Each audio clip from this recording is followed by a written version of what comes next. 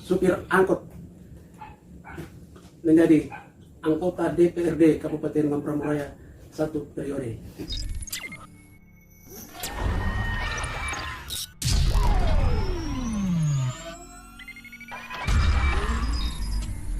Puji Tuhan, alhamdulillah masih sehat.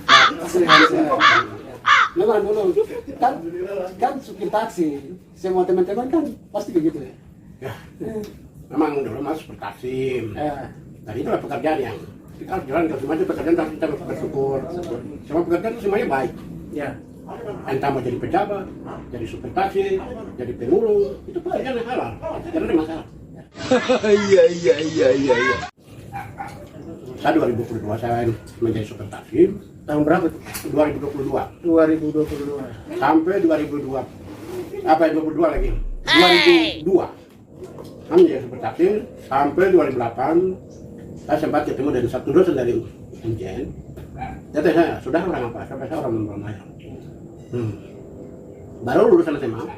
Saya bilang saya putus, tapi saya putus jadi pakai. Oh, kau harus tes pegawai negeri. Itu menjadikan inspirasi. Putus sekolah dari mana? SMP atau? Nah, jadi saya langsung menjadi paket. Dan dari situ saya harus menjadikan beliau sampaikan menjadi motivasi, saya harus menjadi calonkan. Pokoknya ya kerja yang lebih, Artinya kakak apa ya, terdorong begitu. Harus action. Jadi saya mau tes pegawai, tapi saya malas mau kerja dalam sistem. Ya. Saya tidak mau disuruh begini, tapi saya maunya yang bebas. Yang bebas. Nah, sudah, saya harus mencalonkan diri. Saya yakin dan percaya bahwa saya harus bisa. Pasti orang lain bisa, kenapa saya bisa? Amin. Nah, saya calonkan, ternyata saya dapat.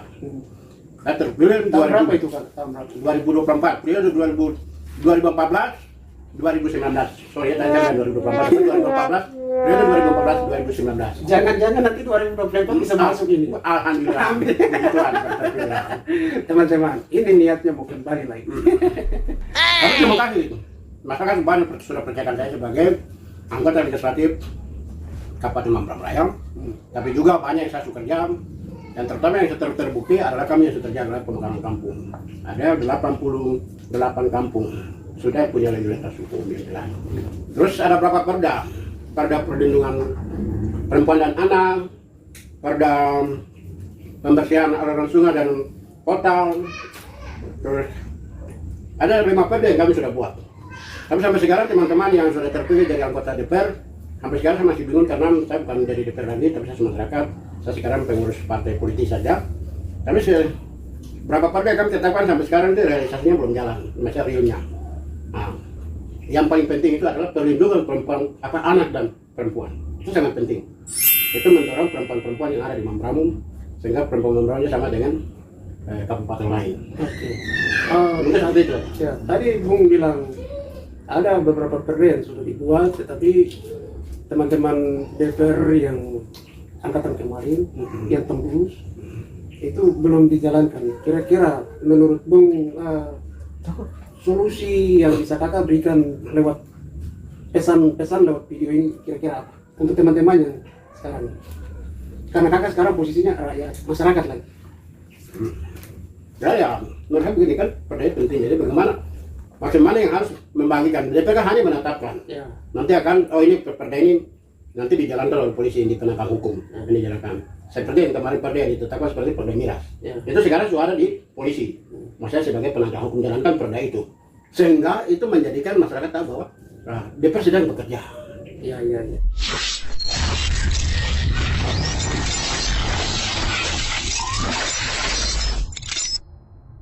Dari periode kemarin 2009-2014 banyak perda yang juga ditetapkan, tapi banyak tidak dijalankan. Nah, itu yang kekurangan di Kabupaten Mambramo Raya. Nah, pertama, saat ini juga sampai distrik Sikari belum punya legalitas hukum, sudah menjadikan perda. Tapi nomor registrasi nomor registrasi pemekaran kampung belum ada. Karena itu Pemekaran listriknya belum ada. Iya. Registrasinya. nomornya belum ada. Perdanya ada. Perdanya ada. Iya. Itulah kekurangan di Kabupaten Mambramo Raya. Sekarang saya waktu saya jadi dewan, saya pernah tanyakan nomor pengesahan perdanya itu di mana. Seharusnya risalah itu penting, itu di undang dasarnya itu. Risalah kalau Perda sudah ditetapkan, risalah itu yang bawa ke hukum. Hukum yang menjadikan dia buat dia punya regulasinya. Sampai sekarang kan Perda kita banyak tetapkan. Ini kemarin ke pemerintah daerah dalam badan hukum. Perda yang ditetapkan itu kan kesepakatan antara DPR dan Bupati, disepakati untuk menetapkan suatu peraturan daerah. Jadi Perda itu harus kasih ke hukum, kabah hukum bikin buat dia punya regulasinya. Itu kalau sudah dia baru dia pilih-pilih, sudah menjadi itu jadi menjadi kekuatan. Jadi suatu saat saja sikap itu akan dicabut kembali. Apabila dia merugikan masyarakat, apabila merugikan keuangan daerah.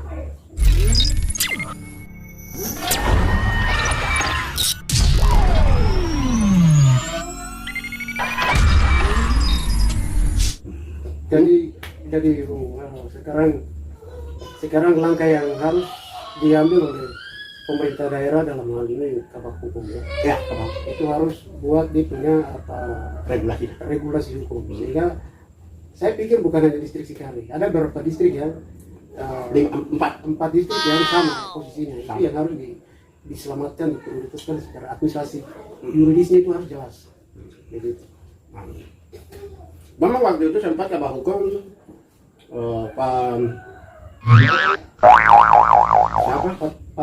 Patir. Saya pernah sampaikan, ini kenapa? Beliau sampaikan kepada saya, memang Perda itu waktu ditetapkan oleh DPR periode 2009-2014. Beliau sampaikan kepada saya bahwa, Pak, saya malu Pak, lucu. Karena ini kan hanya inisiatif Dewan untuk menetapkan Perda. Tapi mereka tidak membuat dia punya data pendukung. Oke, baik. Teman-teman, Bung, waktu Bung jadi seorang kota DPRD Mambramoe, dari tahun berapa Bung? 2014, periode 2014-2019. 2014 sampai 2019. Bung, posisinya di mana? Di komisi apa? Saya komisi 1 Hukum dan Pembinaan. Ya, berarti yang tadi Bung uraikan itu bagiannya kakak itu. Bagiannya apa? Orang komisi apa? Ya, hukum. Komisi hukum. Dia membuatkan peraturan-peraturan daerah, membuatkan regulasi hukum. Siap. Oke, baik. Teman-teman, ada hasil capaian yang dilakukan oleh masa mereka di tahun 2014 sampai 2019 yang sudah dibuat, dan itu menjadi sebuah mediasi yang harus dilanjutkan oleh teman-teman DPRD periode berikutnya. Namun sampai hari ini belum diminimalisirkan. Jadi harapan beliau agar supaya itu bisa ditindaklanjuti secara mekanisme yuridisnya, supaya berapa perda yang dibuat itu boleh diakomodir secara hukum dan tidak dikatakan legal atau tidak diakui begitu. Akhirnya tidak akan dia akan dibubarkan ya. Dia akan dibubarkan. Karena perda itu kan suatu saat bisa dicabut kembali. Perda itu dicabut kembali apabila merugikan masyarakat, apabila dia merugikan keuangan daerah, kalau dia merugikan atau musibah bencana, itu bila perlu perda akan dicabut kembali. Tapi itu harus ada persetujuan itu.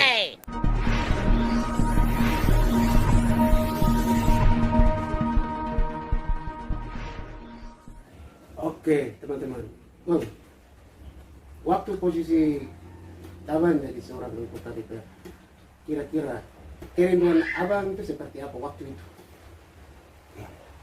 Waktu saya itu, saya berpikir harus bagaimana Mambramo Raya itu harus maju. Dan orang Mambramo dalam hal ini saudara-saudara, bagaimana kita bisa bersaing dengan Kabupaten Sumajua. Itu yang mesti penting.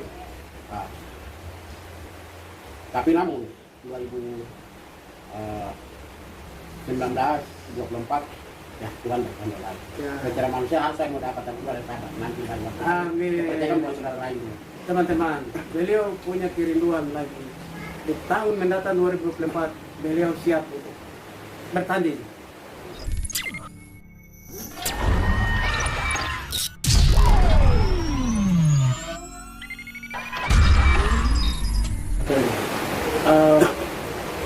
Posisi sekarang masih tetap di partai? Saya sekarang masih di Partai PAN. Partai PAN. Mas sebagai pimpinan partai, dia bukan pimpinan daerah DPD. Dia 2020-2025, saya masih belum berpimpinan DPD.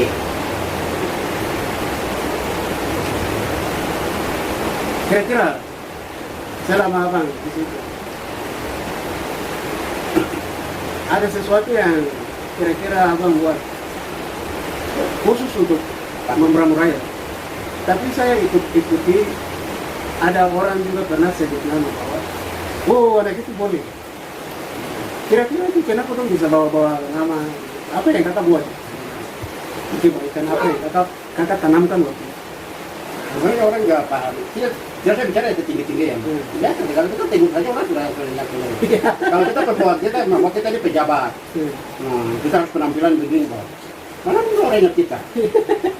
Teguran saya itu sangat bernilai sekali. Belum yang kita kasih uang. Uang suatu saja terlupa, tapi tegur itu memberikan senyuman yang bagus. Kan sama dengan supir taksi. Kan supir taksi kan panggil. Misalnya dari arah Kota Raja ke Abi panggil tuh. Abi-abi kan panggil. Jadi begitu dari pimpinan politik ketemu sapaan itu penting. Jadi uang bukan menjadikan nilai, tapi yang menjadikan nilai kita itu. Kita jangan terlalu membawa pembawaan kita bahwa saya itu pejabat. Harus begini. Kalau ini orang yang tidak selesai dulu, ya. Ya sudah, salaman biasa. Nah, bicara saya, sederhana saya, kawan dari mana? Itu saya sudah ke Bangkawai. Dia masihnya tidak terlalu sombong, tidak tinggikan hati. Tapi gitu. Jadi orang teringat kita bukan kita yang memberikan. Yang memberikan itu suatu saat orang lupa. Tapi senyuman itu orang tidak perlu lupa. Kebaikan itu tidak pernah orang lupa. Tapi yang kita kasih itu pasti akan lupa.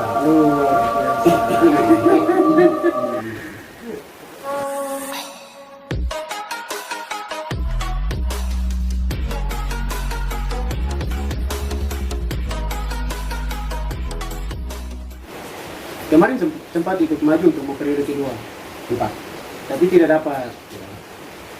Kira-kira waktu begitu perhitungan, lalu kakak perhitungan suaranya ya kakak kalah ya. Kira-kira waktu itu apakah rasa bagaimana? Apakah kecewa kah atau bagaimana coba? Ya itu kan sudah hal biasa. Kalah menang itu hal yang biasa. Kita menang juga kita harus terima dengan senang hati. Kalah itu harus terima dengan senang hati. Karena ini politik itu kan apa istilahnya, tidak ada yang terlalu teman sejati, tidak ada lawan sejati. Jadi kita kan ya, angkat saja main bola ya. Satu kita pertandingan bola. Kalau semua mau menang, siap. Nanti piala kan cuma satu. Jadi harus salah satu ya kalah lah. Kalau saya mau menang, nanti piala kan satu. Piala kan dua tim yang mau. Jadi begitu. Jadi kalau menang itu hal yang biasa. Kalah juga kita harus bersyukur. Yang paling penting kita masih sehat. Dan tapi itu sudah jangan kalau harus kalah, harus begini, tidak boleh. Dan siapapun yang menang ya terpilih kita harus mendukung dia. Untuk sebagai dia pilih 5 tahun ke depan dia pimpin kita mendukung dia. Kita harus mendukung pemerintah.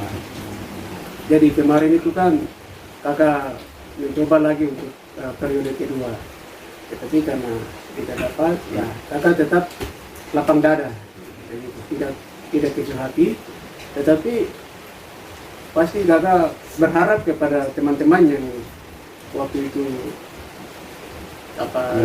yang terpilih, pasti kakak berharap agar mereka bisa teruskan atau membenahi apa yang kakak dorong sudah buat baru tinggalkan bersama teman-teman seangkatan yang waktu itu terpilih kembali lagi. Jadi itu kan itu saya sudah terpilih, tapi harapan saya apa kok? Mereka harus jauh lebih bagus dari kami. Kekurangan apa yang kita yang belum kerja mereka harus dikerjakan. Sehingga ada kemajuan di Kabupaten Mambramblas. Jangan hanya bilang saja dalam pejabat ini, tapi harus punya ke depan untuk harus ada perubahan. Dan kita kalau juga mendukung yang sudah yang terpilih. Kita memberikan pengalaman-pengalaman, hanya itu yang membuat ini sekarang mix komunikasi. Saya kalau mereka ada komunikasi ya harus begini. Mana yang kita tahu kita sampaikan, yang kita tidak tahu itu bisa sampaikan gitu. Oke.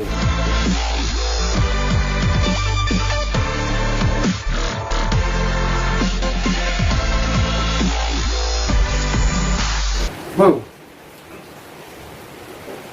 Bapak Bupati saat ini kan menurut informasi ada mau pemekaran distrik baru, pemekaran kampung baru. Apa tanggapan kamu tentang itu?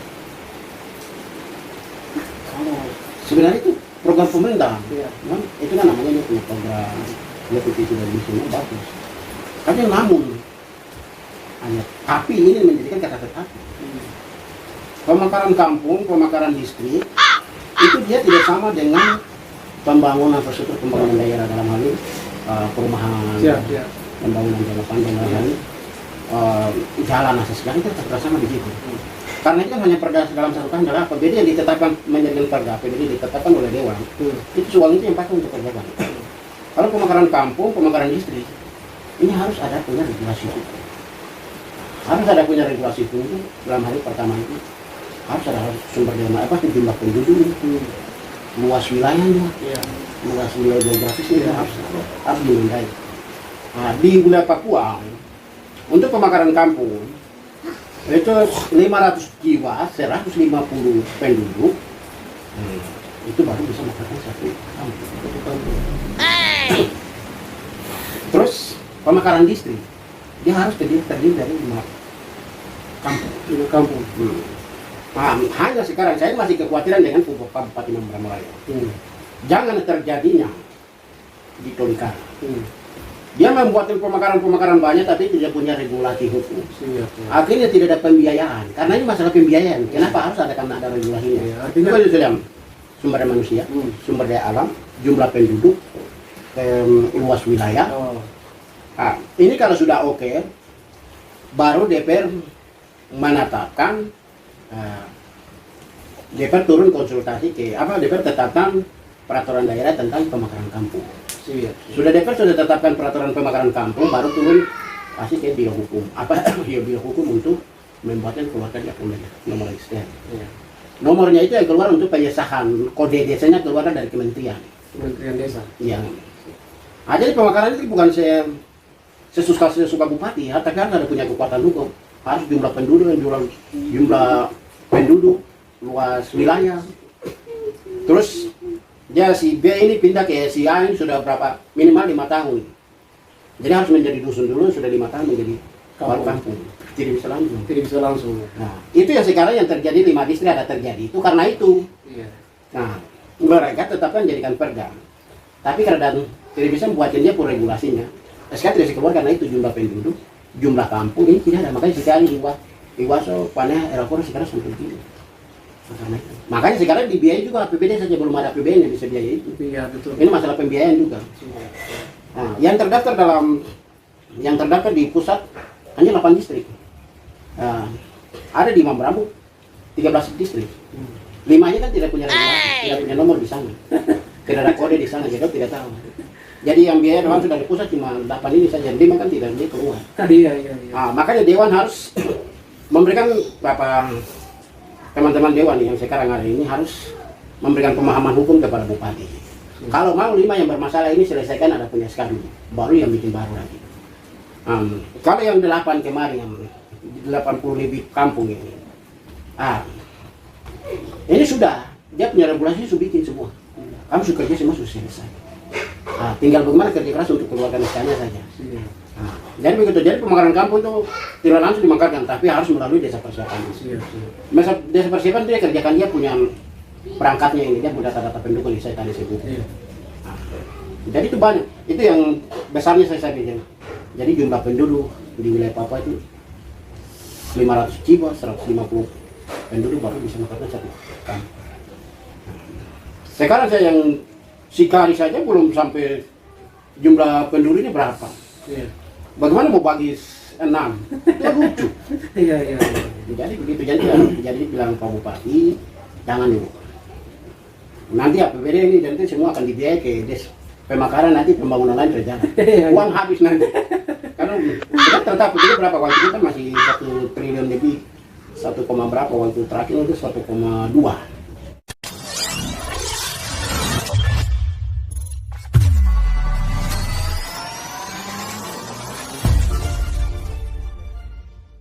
Kalau tahun 2024 Abang mencalonkan diri dan andai kata Abang terpilih kembali, kira-kira apa yang Abang mau lakukan? Ya, yang pertama itu saya di Komisi 1 ada berapa saya juga bagaimana sampai harus memberantas maju. Karena dari sumber daya manusia, kita juga lihat karena sumber daya alamnya bisa potensi ini kita harus manfaatkan baik. Karena sebentar ini Mamberamo belum bisa maju. Nah, jadi saya berpikir untuk bagaimana ke depannya harus jauh lebih bagus. Terus ya kayak sekarang lagi harus jauh lebih bagus. Jadi saya pikiran saya harus ada perubahan-perubahan yang akan datang nanti. Iya. Pembangunan jangka panjang, jangka menengah, pendek, itu yang saya harus kerjakan. Iya. Itu seperti itu. Iya. Jadi beliau punya impian kalau terpilih kembali nanti di 2024, beliau rindu untuk bangun Mambramo dengan bekerjasama dengan teman-teman DPR yang terpilih nantinya di tahun mendatang, bahkan yang sudah terpilih kemarin, tetapi kalau yang ya loyalitas mereka terhadap masyarakat kalau baik, ya mereka bisa terpilih kembali lagi. Maka mungkin kerjasama lagi ya. Ya, Tapi Bung harus dengan teman-teman membenahi segala kekurangan yang ada di daerah. Jadi kebanyakan sekarang itu ini hati rakyat yang saya mau kasih tahu. Kebanyakan sekarang itu kalau belum hari hatnya itu jauh. Nanti sudah mau begitu hari hatnya itu baru cari suara dengan segala macam teknik. Jadi itu salah satu perilaku yang tidak profesional menurut penilaian masyarakat. Kalau bisa itu sebelum hari hatnya, kalau memang punya niat untuk di situ lagi, ya setidaknya harus ada pendekatan begitu kepada masyarakat begitu. Kemudian abang kan sudah pernah jadi anggota DPRD di Mambramo, otomatis saat ini abang bisa mereview kembali bahwa waktu saya dari seorang DPR kekurangan saya di sini. Kekurangan itu yang harus abang benahi begitu, sehingga suatu saat terpilih lagi kekurangan itu harus diminimalisirkan. Yang lebihnya yang tidak ada nilai tambah untuk manusia yang ada di sana, yang tidak ada nilai tambah untuk pembangunan yang ada di sana, pembangunan infrastruktur, itu bisa dikurangi.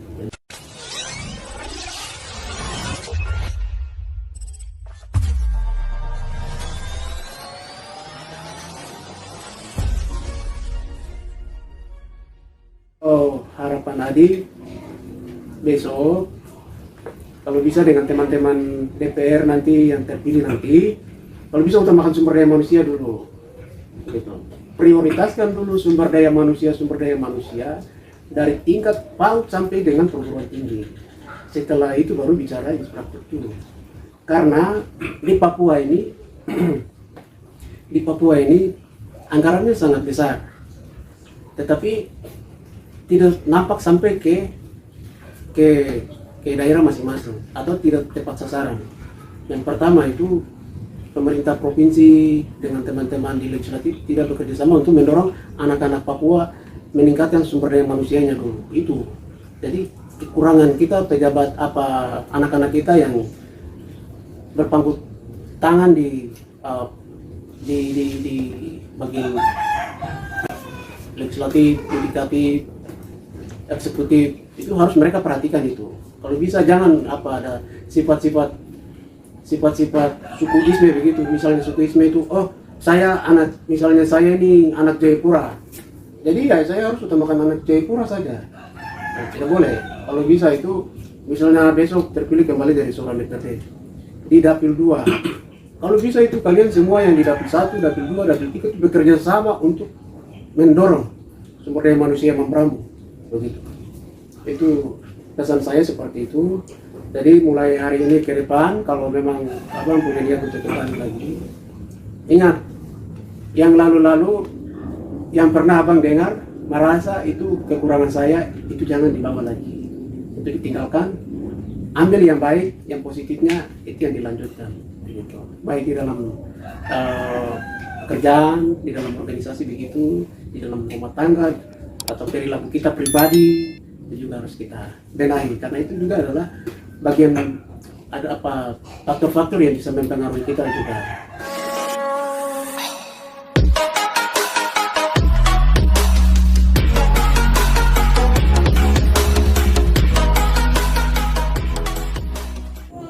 Kalau ke depan beliau nanti kalau maju lagi, itu juga nanti bisa lihat, mungkin kami ada kekurangan begini, nanti bisa dibenahi, dan ya sehingga ada kepercayaan berikut lagi, karena kenyataan itu kadang terjadi tidak sesuai dengan apa yang kita harapkan.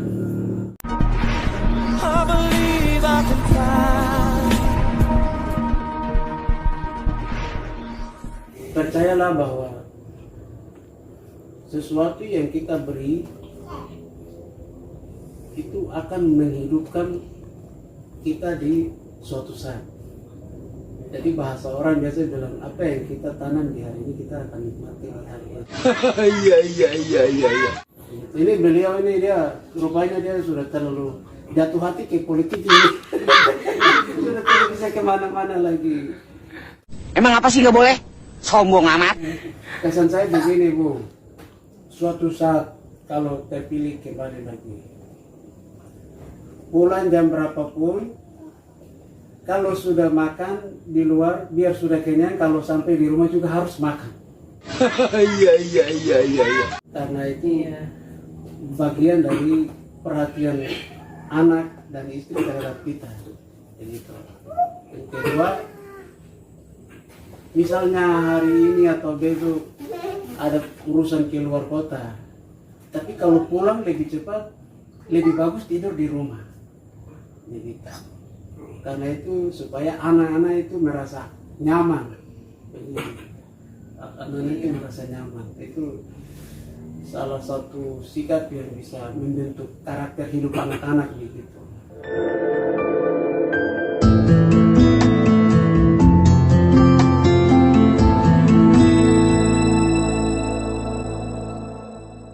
Anak-anak Papua di mana saja kalau punya niat dan keberanian maka harus action. Kalau hanya punya niat tapi tidak action, tidak bisa. Papua pasti bisa.